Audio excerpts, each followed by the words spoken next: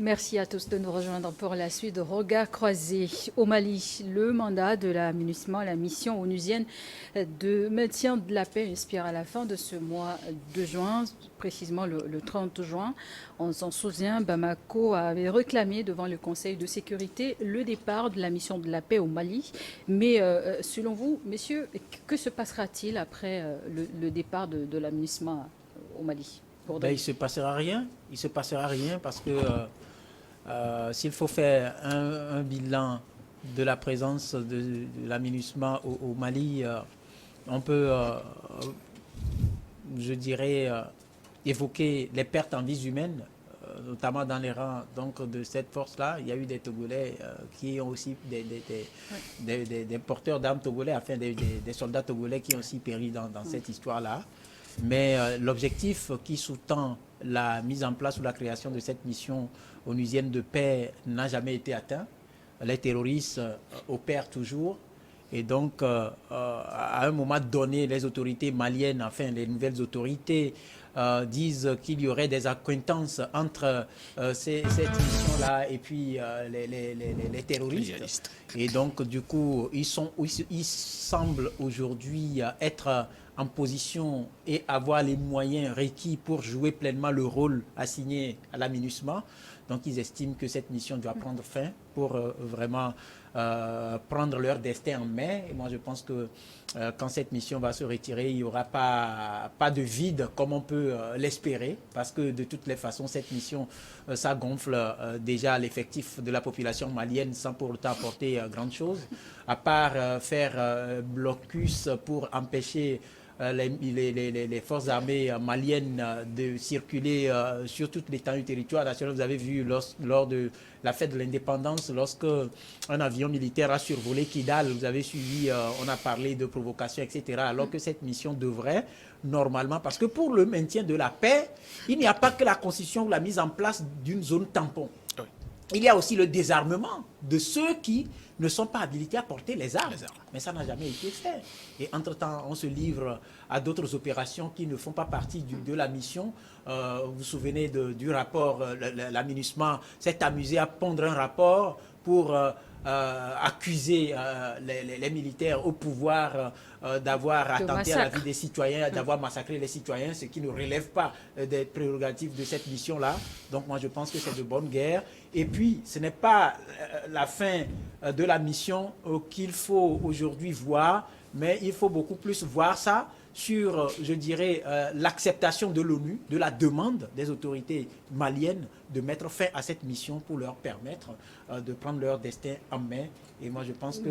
Vous évoquez justement ce rapport onusien qui accablant le pouvoir en place au Mali. Après Barkhane, Bamako demande le départ de la MINUSMA. Et la question, l'armée malienne est à même de prendre le relais après ce départ, alors que le pays est toujours en proie à des attaques terroristes, notamment dans le nord du Mali? Ah ouais, le fait est que ces missions-là sont existantes sur le territoire, mais quand même, il y a eu ces attaques-là. Il y a eu plus de 4000 morts dans cette histoire du djihadisme. Donc, pour moi, le problème ne se pose pas. Barkhane était parti, Takuba ensuite, mais le Mali existe. Aujourd'hui, je pense que la MINUSMA aussi est à sa fin. Moi, je ne parle même pas de... Normalement, il y a un problème de communication, parce que le Mali ne devait même pas parler de mettre fin à la mission du MINUSMA, mais je pense que ça devait beaucoup plus attendre et en 30 juin, bon, dire on ne va pas reconduire votre mandat. Parce que puisque le mandat de cette mission-là prend fin le 30 juin. Donc il fallait attendre. Et puis bon, à la fin du mandat, on vous dit on ne va pas reconduire votre mandat. Mais bon, c'est pas bien. C'est une question de souveraineté aussi. Et il faut clarifier les situations.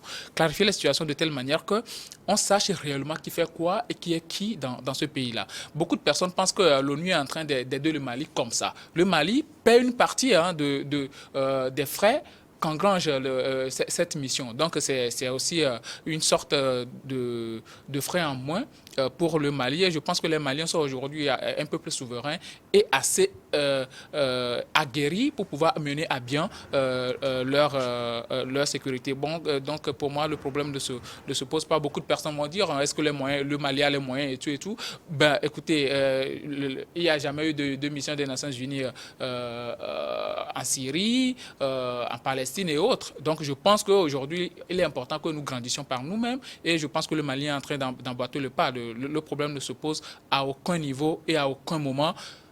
Votre mission prend fin, on n'a plus besoin de vous, partez, il n'y a pas d'histoire à avoir. Achraf Abdoulaye Diop, le ministre malien des Affaires étrangères, a évoqué devant le Conseil de sécurité l'échec de l'aménagement dont le mandat ne répond pas aux objectifs sécuritaires. Qu'est-ce que vous en dites? Oui, est-ce que le mandat, disons, de l'aménagement ne répond pas aux objectifs sécuritaires? Moi, j'accuse les autorités maliennes je crois qu'ils sont animés de ce que j'appelle l'obsession de l'innovation. Parce que en voulant innover à chaque fois, je crois qu'on fait totalement fausse route. Parce qu'aujourd'hui, quand moi je regarde, quel est l'état actuel du Mali aujourd'hui? C'est un pays qui est en état de déliquescence avancée, quoi qu'on le dise. Quand vous dites innover, innover en quoi? Innover, l'innovation consiste à dire oui, nous sommes totalement prêts, nous sommes un peu plus souverains. L'armée malienne peut faire le boulot sur l'ensemble du territoire et que nous pourrons relever les défis sécuritaires tout seuls. Aujourd'hui, quand on essaie de faire l'état des lieux, moi, je dis bien, je comprends l'optimisme des uns et des autres, mais pour moi, il faut avoir raison garder. Est-ce qu'après le départ de l'aménagement, on ne peut pas, est-ce qu'on ne va pas quand même assister à des situations beaucoup plus graves? J'ai des craintes, et qui sont quand même légitimes d'ailleurs. Et donc, le ministre des Affaires étrangères, M. Diop, a tout à fait raison. Selon lui, parce qu'il dispose quand même des éléments factuels pour formuler un certain nombre de récriminations à l'endroit de cette force onusienne-là. Et donc, il ne juge pas opportun qu'on puisse proroger le mandat de l'aménagement. Et donc, les prérogatives de l'aménagement aujourd'hui au Mali, on sait très bien qu'il y a des villes touristiques qui sont, disons, inscrits au patrimoine mondial culturel. Oui, je veux parler de Tombouctou et de Gao. Ils gèrent les urgences humanitaires et sécuritaires à la fois. Et donc, j'estime que si vous vivez dans un pays qui, aujourd'hui, ne maîtrise pas l'ensemble du territoire. J'ai parlé de déliquescence avancée. C'est pour cette raison que je disais, même au préalable, que j'ai été déçu par le référendum constitutionnel parce que j'estimais que j'étais beaucoup plus fédéraliste pour la construction de l'État moderne malien. Aujourd'hui, l'État malien n'est pas fédéraliste quand on sait très bien qu'il y a des revendications de toutes sortes sur l'ensemble du territoire. Est-ce qu'avec le départ de l'aménagement, il n'y aura pas une résurgence de la violence sur un certain nombre de jours? Donc, je crois qu'il faut avoir raison garder. Et y a-t-il une forme de substitution? Et c'est aussi l'échec aussi des espaces d'intégration. Oui, il y a eu des initiatives d'ici et là, mais je crois qu'il est temps aujourd'hui de déclencher ce qu'on appelle des mécanismes de sécurité régionale sur le fondement de la Charte des Nations Unies pour avoir une force multinationale sous-régionale capable vraiment de sécuriser nos pays. Parce que j'estime que nos pays, quoi qu'on lui dise, n'ont pas vraiment fait preuve de solidarité vis-à-vis du Mali. Parce qu'on ne peut pas parachuter comme ça une force. On a eu l'expérience avec le G5 Sahel. Oui, avec le G5 Sahel, mais on voit très bien que les résultats... aujourd'hui, oui, les résultats par le Burkina et le Mali notamment. Les résultats piétinent. Mais on sait très bien, c'est pour cette raison qu'entre le Mali et le Burkina, il y a quand même un projet de cette nature-là. Les forces conjointes africaines peuvent prendre également le relais. Le problème du Mali, dans un premier temps, il ne faut pas qu'on se voile la face. Le Mali est en train de livrer une guerre qui n'est pas totalement la sienne uniquement. Oui. C'est une guerre destinée à restaurer la souveraineté du Mali et de l'Afrique. Une guerre qui est destinée à rompre des liens qui empêchent le développement et qui empêchent la bonne gestion des ressources de nos pays pour aller à la suite à l'égale répartition de ces ressources pour permettre le développement de toutes les communautés et donc de nos États. Donc, c'est plusieurs guerres que le Mali est en train de mener. Vous savez, on n'a pas... Les attaques terroristes n'ont pas empêché ou n'ont jamais empêché le pillage des ressources dans ces pays-là. Non. J'ai suivi beaucoup de témoignages de l'armée malienne. Quand vous allez vers le nord et que vous arrivez à une limite où l'aménagement vous dit que vous ne pouvez pas franchir cette limite-là sur votre propre territoire. Mais parce qu'il y a des zones rouges, peut-être. Quelle zone rouge? Quelle est la zone rouge? Et pourquoi cette mission-là est là? Parce que c'est une mission normalement qui collabore avec les forces régulières, avec l'armée régulière. Et donc, toute force qui prend les armes et qui n'est pas régulière a besoin d'être matée. Et puis la situation au Mali a été créée de toutes pièces à partir du moment où on a assassiné le guide libyen, Muammar Kadhafi, et qu'on a promis l'Azawad aux terroristes. On leur a dit, prenez les armes, allez là-bas au nord du Mali, vous revendiquez l'indépendance et nous on va reconnaître cette indépendance-là. Vous avez vu que dans les premières actions de ces terroristes-là, ils ont tenté de proclamer l'indépendance de l'Azawad. Est-ce que l'Azawad aujourd'hui est accessible à l'armée malienne? Non. Et donc, cette mission-là n'a pas besoin d'être. Maintenant, l'idée de la force, d'une force régionale ou sous-régionale, moi je pense que si le souci de nos dirigeants était de contribuer à assurer la sécurité des peuples, ils devraient mettre ça en place depuis.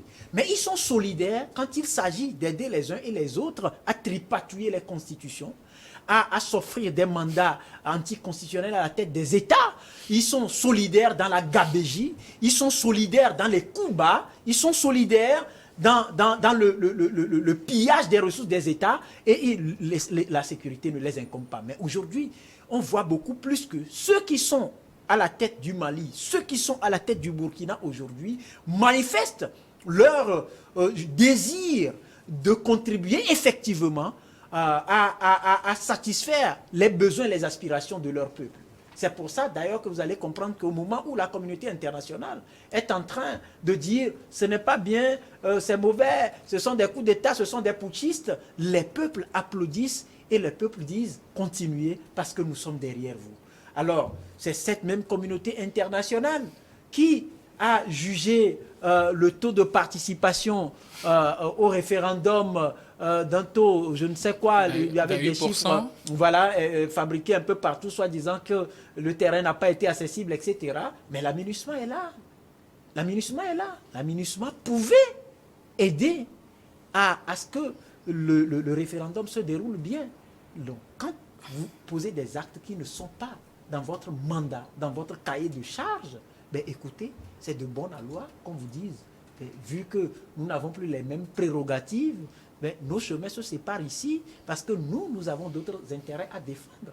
Et vous défendez d'autres intérêts, donc allez les défendre ailleurs, pas plus sur le territoire malien. Justement, le déploiement des forces. Et il faut que les autres États comprennent et s'accoudent. Si l'idée est d'éradiquer le terrorisme, parce que ça continue, ça fait mal, ça nous a touché aussi, ça touche le Bénin, ça touche d'autres États. Donc nos chefs d'État, au lieu de courir derrière la France et les autres pour quémander l'aide, ils doivent pouvoir renoncer au pillage des ressources et se concentrer sur la sécurité des populations et des peuples africains. Gabin, le déploiement des forces conjointes africaines au Mali, c'est une solution? Ouais, c'est une solution parce que, vous savez, il n'y a personne qui va venir faire développer le continent africain pour nous. C'est notre bataille, c'est notre lutte, c'est à nous de le faire. Aujourd'hui, quand vous voyez la mission de la MINUSMA, c'est une mission qui n'a pas une vocation offensive. Elle est beaucoup plus dans le maintien de la paix, ça veut dire dans le maintien de la sécurité, dans certains contrôles, mais ils ne vont pas sur le terrain pour combattre. Donc la plupart des conquêtes que le Mali a fait aujourd'hui, la plupart des espaces conquéris, ce sont les Maliens, ce sont les forces de l'ordre maliennes qui sont allées sur le terrain pour combattre avec les terroristes. Mais vous savez, quand on parle d'enquête, ce sont eux qui se lèvent au prime abord et vont même visionner des zones que l'État malien n'a pas visionnées avec l'intervention de l'État malien. Donc pour moi, il y a quelque chose de très important aujourd'hui à faire, c'est que les États sous-régionaux, surtout la CEDEAO, essaient quand même de créer une mission capable de maintenir la paix, puisque nous sommes tous touchés dans la sous-région. Le Togo est touché, le Bénin est touché, le Burkina, le Niger, tout le monde est touché. Donc aujourd'hui, il est très important qu'on arrive quand même à créer une ceinture qui va sécuriser ces pays-là. Le Mali n'est pas seul. Si le Mali est détruit, demain ce sera la Côte d'Ivoire. La Côte d'Ivoire est un pays frontalier au Mali. Au Ghana, ensuite, au Togo, ça veut dire que nous sommes dans la même sous-région. Souvenez-vous de la sanction économique qui a été imposée au Mali. Ben, on a été tous touchés dans la sous-région. Le port du Togo était bloqué, le Bénin ainsi, le Ghana ainsi de suite. On est tous liés, nous sommes des frères, nous sommes des sœurs et nous devons marcher main dans la main. On a besoin de dire, bon, celui-là, il a fait ceci, il est dans des problèmes lui-même. Si l'autre est dans des problèmes, nous sommes tous dans des problèmes. Il est très important qu'on arrive à avoir une force conjointe capable d'aller vers des États, d'aller défendre ces États-là contre les terroristes et de les bannir. Moi, je dis toujours qu'il ne faut pas dialoguer avec les terroristes. Un malfaiteur, on ne dialogue pas avec lui, on le mate tout simplement. C'est ce que les Américains ont fait, c'est ce que les Français ont fait, et nous devons aller dans ce sens-là. Nous parlons de sécurité en Afrique. Oui. Le groupe russe paramilitaire Wagner est cité en Afrique. Oui. Un groupe qui enverrait des instructeurs aux forces armées nationales en Afrique pour justement renforcer les capacités de ces troupes. Aujourd'hui, en désaccord avec le dirigeant russe Vladimir Poutine, le leader Prigojine en exil. Quel avenir justement de ces partenariats en Afrique sur le plan sécuritaire? Quel avenir, disons, de la coopération Russie-Afrique? Non, mais disons que moi je l'ai toujours dit, hein, mais je sais très bien que ma réaction peut susciter un tollé sur les réseaux sociaux. Donc moi, je n'ai jamais approuvé la présence, disons, du groupe paramilitaire Wagner sur le continent. Je trouve que je trouve la conduite de M. Vladimir infantilisant vis-à-vis du continent. Parce que lorsque l'Afrique a l'ambition de traiter avec un président de la République, je crois qu'il doit faire preuve de hauteur en traitant directement. L'Afrique doit traiter avec les forces républicaines russes et non avec des groupes paramilitaires privés. Parce que c'est quoi? On a comme l'impression qu'aujourd'hui, Poutine est beaucoup plus obsédé par la rentabilité financière plutôt que la stabilité du continent. C'est pour cette raison qu'il nous envoie des groupes militaires. Et lorsqu'on fait l'historique même de ce groupe paramilitaire, on voit très, très bien que ce sont des criminels avérés. Même M. Evgeny Prigojine lui-même, un ancien taulard qui s'est reconverti. Et donc, je trouve qu'aujourd'hui, l'Afrique doit se remettre en cause. Oui, certes, la Russie peut être une alternative, une solution, une substitution, mais ce n'est pas un panacée. Ce n'est pas un panacée, on l'a dit tous aujourd'hui autour de la table. Les solutions africaines ne doivent que être africaines. Nous ne pouvons pas à chaque fois aller chercher de l'aide de l'Est à l'extérieur. Aujourd'hui, la stabilité du continent est subordonnée à un certain nombre de choses. Une volonté politique manifeste, un budget assez conséquent et des orientations nouvelles. C'est tout ce dont on a besoin sur le continent. Sinon, on ira toujours de maître en maître. Quand on parle de la Russie, mais je suis désolé, certes, historiquement, dans les années d'indépendance, la Russie a une aide considérable pour le continent, même aujourd'hui. Mais quand on parle de l'aide à l'international, on le sait très bien que la Russie également a des intérêts à sauvegarder. Ils ont des multinationales. Et on sait très bien qu'aujourd'hui, chaque périmètre du continent africain est très cher. Seulement pour les Occidentaux, pour les Turcs, pour les Américains et pour les Asiatiques. Les Indiens. Et donc, nous devons faire l'effort de dire non. Nous devons faire preuve de patriotisme politique, économique et culturel pour dire qu'à un moment donné, la souveraineté doit s'affirmer sur le continent et qu'il n'y a que les fils et les filles africaines qui ne peuvent que construire leur continent. Et non être dans une sorte de vassalisation vis-à-vis de l'Occident ou des Russes permanemment. Sur la même question, vos réactions. Oui, vous savez, moi je mets la situation sous le coup de quelqu'un qui se noie et qui gesticule, qui tend les mains, qui cherche sur quoi s'accrocher et qui trouve une main. La question n'est pas de se demander si c'est la main du sauveur ou si c'est la main de l'assassin. Parce que le réflexe, c'est sortir, c'est d'éviter de se noyer.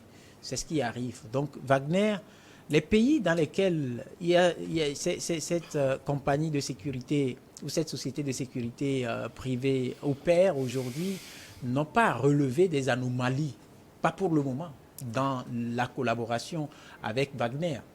Et ce n'est pas la situation qui a prévalu la dernière fois là-bas, qui jusque-là me semble une théâtralisation d'un schéma ou la mise en œuvre d'un plan vraiment huilé. Vous pensez que le président que nous allons aller de façon active à la criminalisation de Wagner.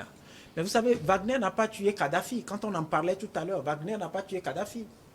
Wagner n'a pas tué Saddam Hussein. Ceux qui criminalisent aujourd'hui Wagner et qui les qualifient je ne sais quoi, de criminels, etc., sont les plus criminels qui ont porté atteinte à notre continent à plusieurs reprises. Parce que je le dis encore une fois, si l'idée est d'aider le continent africain à se débarrasser de l'insécurité, on devrait avoir une force spéciale pour combattre Boko Haram au Nigeria, on devrait avoir une force spéciale pour combattre AQMI et ses dérivés. Ça ne doit pas servir de moyen pour piller davantage les ressources de nos États. Ça, c'est clair. Mais qui arme les terroristes? Je ne cesse de me poser cette question. Les terroristes se ravitaillent comment? Pas plus tard que quelques mois, le capitaine, comment dirais-je, à la tête du Burkina Faso, Ibrahim Traoré, a bien dit que des terroristes sont plus puissamment armés que les armées régulières. Et les gens, ça a suscité une sorte de tollé, mais c'est une réalité. Ceux-là, ils s'arment où? Ils achètent les armes où? Qu'on nous dise que c'est Wagner qui est en train de vendre les armes à ceux-là. Alors, comme je le dis, les pays dans lesquels Wagner opère actuellement sont des pays qui semblent être satisfaits de cette collaboration avec la Russie. Laissons les morts enterrer leurs morts et venons-en à nos morts. Parce que nous, ce qui nous préoccupe aujourd'hui et ce qui nous amène à attirer l'attention de nos dirigeants, c'est que le terrorisme, le vrai terrorisme en Afrique, c'est la pauvreté. Le vrai terrorisme en Afrique, c'est la faim.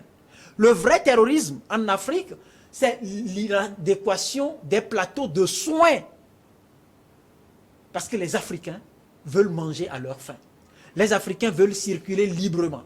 Les Africains veulent travailler. La jeunesse africaine veut travailler. Ça n'a rien à voir avec les taux de chômage qu'on revoit à la loupe pour dire qu'on crée de l'emploi dans les États, dans les rapports du FMI ou d'autres organisations pour dire que tel pays a admis au Commonwealth, tel pays a gagné le marché du Millennium Challenge à compte, etc., etc. Ce sont des chiffres qu'on invente dans des papiers, mais ce que nous voulons, c'est les ressentis dans le panier de la ménagère. Donc aujourd'hui, si avec Wagner, les Africains arrivent à trouver les conditions sécuritaires qui leur permettent de faire ce qu'ils n'arrivaient pas à faire il y a quelques années, en tout cas pour le moment, ça ne constitue pas une sorte de menace pour ces populations-là. Ça constituera de menaces lorsque Wagner sera aussi en train de poser des pas qui ne seront pas dans la mission assignée dans le cadre de cette coopération-là. On reviendra pour en parler. Mais pour l'heure, ce n'est pas le cas. Et si aujourd'hui les Africains ont recours à Wagner, c'est parce que les puissances qui ont longtemps assiégé l'Afrique ont échoué. C'est un échec. Ils ont échoué. Ils ont abusé de la confiance des Africains.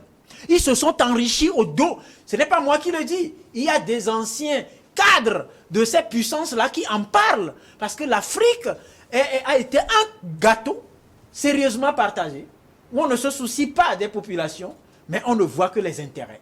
Ce qui se passe aujourd'hui au Sud-Soudan, ce n'est pas Wagner qui l'a créé. Ce qui se passe aujourd'hui en RDC, ce n'est pas Wagner qui l'a créé. Ce qui se passe au Nord Kivu, ce n'est pas Wagner qui l'a créé. Je ne fais pas la publicité de Wagner, mais je m'en tiens aux faits. La question est de savoir pourquoi justement les Africains tournent le regard vers Wagner aujourd'hui. Et la réponse, je pense que ça va édifier chacun. Je la retourne à votre co-débatteur pour conclure sur ce sujet. Si les États africains font recours à Wagner aujourd'hui, c'est parce que les puissances ont failli et ils ont omis de faire le service après-vente. Quand vous voyez la situation au Mali aujourd'hui, c'est créé par l'assassinat de Kadhafi qui a occasionné la circulation des armes un peu partout. Est-ce que Sarkozy et la France, ils ont fait le service après-vente? Ils sont venus encore au Mali pour piller les ressources et par après ils sont repartis sans rien créer de bon. Donc pour moi, aujourd'hui, il n'est pas question de parler de la situation de Wagner. Il est question plutôt de parler du contrat qui lie Wagner à ces États-là. Quel est le contrat? Parce que les Africains ne sont pas des idiots qui vont vers Wagner, venez ici, faites ce que vous voulez. Non, il y a un contrat qui est inscrit et il y a des clauses qui arborent ce contrat-là. Donc pour moi, il n'y a pas de souci. Maintenant, reste à savoir si sur le terrain, Wagner apporte des solutions. Oui, aujourd'hui au Mali, le Mali est en train de reconquérir des terrains, au Burkina de même. Donc pour moi, le problème ne se pose pas. Le problème, aujourd'hui, nous sommes des Africains et nous avons les mêmes pays, nous avons les mêmes frontières. Le plus important est d'arriver à avoir une certaine cohésion sous-régionale pour pouvoir aller vers la lutte contre ce terrorisme-là. Merci à tous. On se retrouve tout de suite pour amorcer la dernière partie de Regard croisé du jour.